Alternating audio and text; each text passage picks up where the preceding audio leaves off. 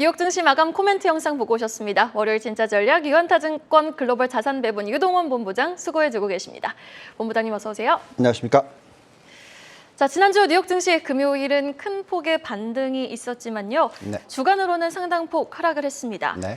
강도 높은 긴축에 대한 우려가 워낙 단시간 내에 해결될 기미가 쉽지는 않으니 금요일의 반등 사실 좀 일시적인 반등이라고 보는 게 맞을까요? 네. 자, 말씀하신 대로 미국 증시가 5월 둘째 주에도 하락을 이어갔습니다.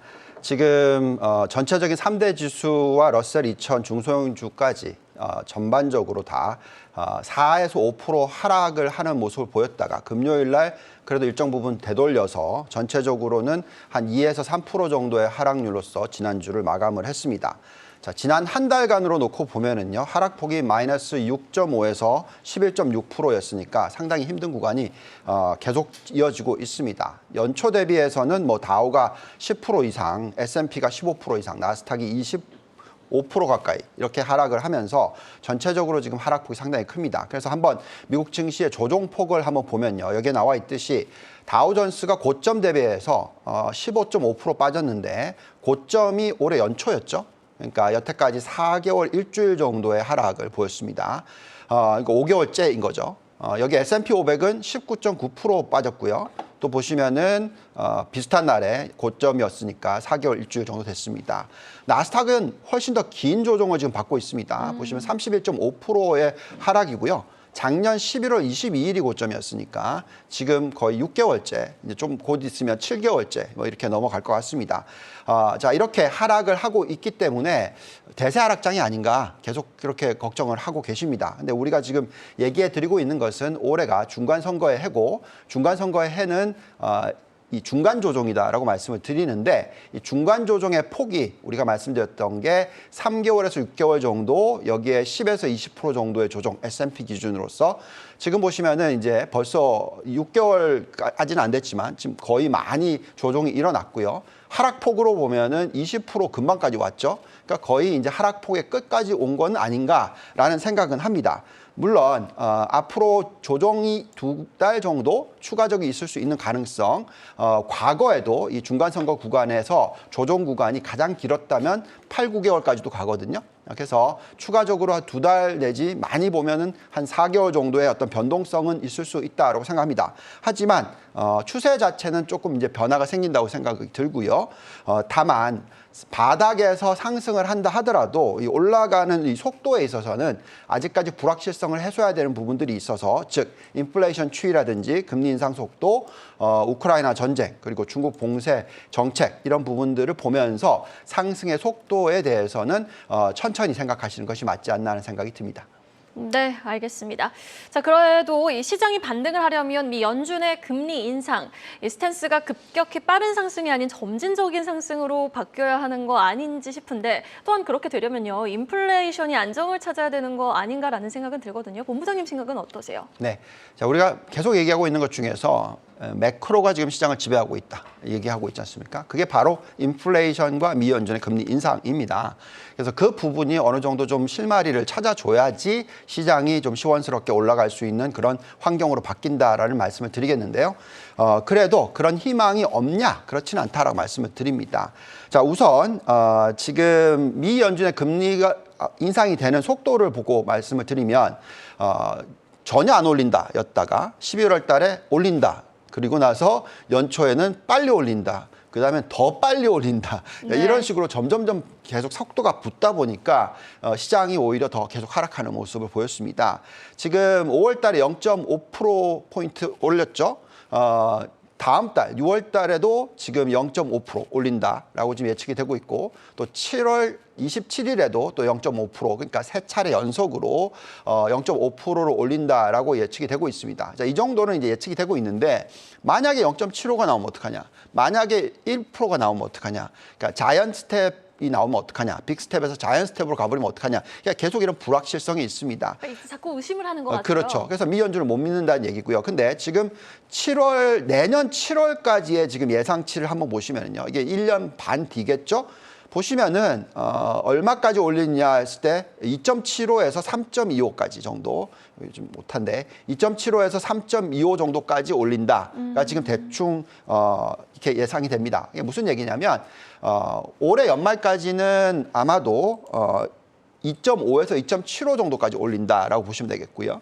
그다음에 내년에는 올리는데 아마 뭐 한 차례 내지 많이 해봤자 세 차례 정도. 그러니까 속도가 많이 줄어드는 거죠. 그래서 가속화되는 것은 이제 끝난 거고 앞으로는 이제 좀 더 천천히 금리를 올리게 되는 시대로 갈 수 있다라는 부분이 그 가능성이 있다면 시장은 올라갈 수가 있습니다. 근데 그렇게 되려면 당연히 인플레이션이 안정을 찾아야 되는 거죠. 그렇죠. 예, 그래서 그 인플레이션 숫자를 보고 있으면 이렇게 나왔죠.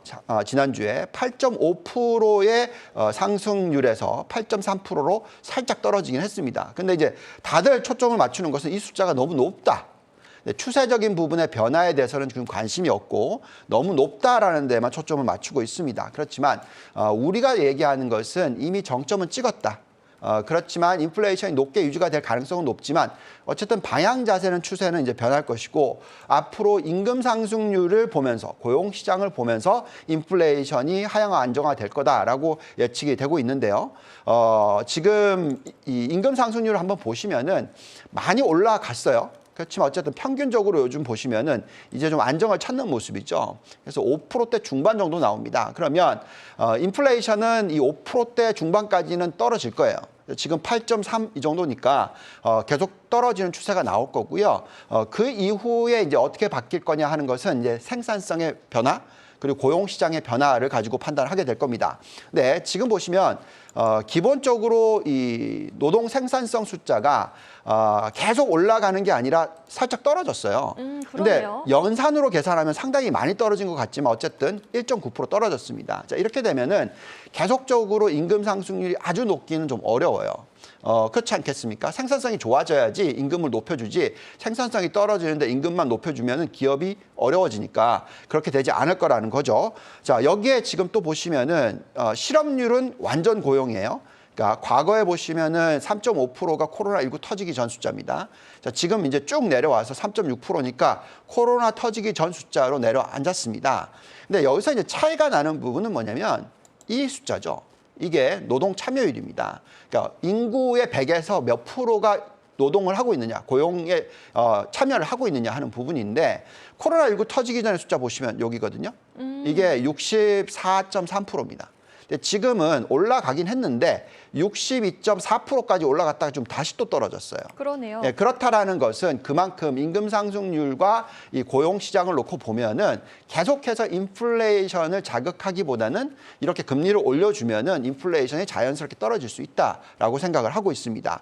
자, 이 여러 가지 부분을 복합적으로 좀 정리를 해보면은 인플레이션 시대가 장기적인 현상으로 변하는 건 사실인데 그 폭이 지금같이 높은 게 아니고 아마도 2에서 3% 시대가 2023년 이후에는 나타날 것이다. 그러니까 내년 말까지는 3% 밑으로 내려올 거다라고 예측하는 게 맞고요. 만약에 방향성이 그렇게 된다면 시장은 어느 정도 이제 속도만 가속화되는 게 아니라 오히려 떨어지는 모습이 나오고 금리 인상도 좀 천천히 되는 모습이 나오면 시장은 올라갈 수 있는 힘이 생긴다라고 말씀을 드리겠습니다. 네, 이제 어느 정도 속도에는 조절이 될 것이다라고 정리를 해주셨는데 본부장님께서 오늘 또 현재의 시장을 과학 이론인 이 뉴턴의 진자의 운동과 관성의 법칙으로 설명을 해주신다고요. 그래서 너무 궁금합니다. 네, 자 많은 분들이 지금 대세 하락장이 시작돼서 과거의 닷컴 버블하고 비교를 하시면서 고점 대비 그때 정확하게 78% 빠졌어요.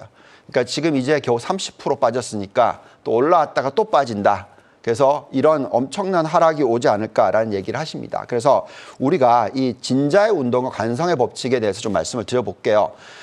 지금 보시면 이 진자의 운동이라는 것은 이 펜들럼이라고 합니다. 그래서 어느 쪽으로 움직였느냐 하는 부분에 있어서 나중에 반대 현상이 일어난다는 거죠. 근데 닷컴 버블이 일어났었을 때는 거의 이 오른쪽으로 갔던 부분이 거의 꼭지까지 90도 각도까지 올라갔었다고 생각하시면 돼요. 그러니까 반대로 갔었을 때 다른 쪽에 90도 각도까지 가는 거죠. 근데 지금은 저희가 생각할 때 한 중간 정도까지 왔다가 이제 내려가고 왔어서 이제 거의 마이너스 30%면 거의 끝물에 온 게 아닌가 이런 생각을 합니다. 네. 이게 이제 진자의 운동이고요. 근데 여기서 더 중요한 것은 관성의 법칙이라는 건데, 관성의 법칙이라는 것은 외부의 힘이 가해지지 않으면 물체는 일정 방향으로서 계속 움직이려고 하는 힘입니다. 그게 뭐냐면 증시는 계속 우상향하려고 하는 힘이 그게 바로 진성의 법칙입니다. 그래서 관성의 법칙입니다. 그래서 계속 올라갈 수 있다라는 것은 그만큼 기업들이 이익을 벌어들인다는 거죠. 그러니까 맨날 적자가 아니라는 거죠. 보통은 평상시에는 계속 흑자라는 거죠. 그렇기 때문에 계속해서 자기 자본이 늘어나는 것이고 기업은 계속 성장을 하는 겁니다. 자, 그렇기 때문에 이렇게 보시면 계속해서 일정 방향으로 가려고 하는 힘이 생긴다는 것이고요. 그래서 각도가 기울기가 좀 천천해지면 더 많이 올라갈 수 있는 거죠. 그래서 이 방향성도 만들어진다라고 보입니다. 그래서 이 두 개를 합해서 보시면 이런 차트가 나와요. 자, 보시면은 회색 선으로 쭉 가는 것은 관성의 법칙. 그러니까 우상향 하려는 것, 경제가 성장을 하는 것, 기업 이익이 계속 쌓이는 것, 자기 자본이 늘어나는 것. 여기서 우상향이고요. 그다음에 진자의 운동은 아래 위 운동입니다. 그래서 위로 너무 많이 올라가면 떨어졌다가 또 너무 많이 떨어지면 또 올라갔다가, 그러니까 중간선을 두고, 그러니까 이런 현상이 일어날 거라는 거죠. 그래서 지금 현재는 계속 상방향에 있는데 여기서 지금 고점에서 떨어져서 지금 여기 거의 바닥까지 와 있다라고 저희는 생각을 하고 있습니다. 자, 또 그런 것이 과거에 닷컴 버블이 생겼었을 때는요, 어느 정도 수준이었냐면 PER이 50배였고 PBR이 5배, 그리고 금리는 6.8%. 근데 ROE가 폭락을 했어요. 그래서 절반으로 떨어졌습니다. 그러니까 10여 %대까지 떨어졌어요. 그래서 이런 차트가 나왔죠. 급등, 급락. 근데 이걸 볼 때 저희가 이제 잔존가치 모델이라는 걸 돌려보는데 그게 어느 정도로 너무 고평가가 됐었느냐를 보는 거예요. 그래서 닷컴 버블이 터지기 전, 바로 전에 나스닥이 5,100포인트를 뚫었었거든요. 그때의 네. 숫자를 가지고 리스크 프리미엄 5%를 집어넣고 그때 ROE가 큰 폭으로 하락했다고 말씀드렸죠. 네. 그 12%를 집어넣고 계산했었을 때 적정 지수가 1,156포인트가 나왔어요. 그러니까 78% 정도 빠져야지 다 되돌아오는 거죠. 그래서 그렇게 보여졌었기 때문에 그만큼 너무 많이 올라갔었다는 거죠. 너무나 거품이 심했다라는 겁니다. 그런데 지금 이 똑같은 이 분석을 올해 연초로 계산해 보면 이런 게 나와요. ROE가 떨어지지 않고 있습니다. 떨어지지 않을 거라고 생각합니다. 여기에 리스크 프리미엄 똑같이 5%를 집어넣고요. 계산했었을 때 16,200포인트였었을 때는 얼마까지 떨어질 수 있느냐라고 계산했더니 마이너스 28.6%.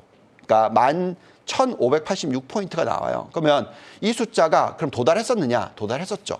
예. 얼마 전에 11,100포인트 정도까지 떨어졌습니다. 그래서 비슷하게 이 닷컴 버블처럼 어떤 이 반대 현상이 거의 극에 달했다라고 말씀을 드리겠습니다. 그래서 다시 한번 이제 정리를 해서 말씀을 드리면 지금 얼마나 많이 올렸느냐에 따라서 얼마나 많이 빠지냐거든요. 그래서 너무 닷컴 버블에는 정말 과하게 올렸어요. 그러니까 이게 말도 안 되는 숫자까지 올렸기 때문에 반대로 78% 빠졌습니다. 근데 이 많이 올렸었다고 얘기했던 16,200포인트가 지금 이 하락폭의 30% 정도까지의 올림이라는 거죠.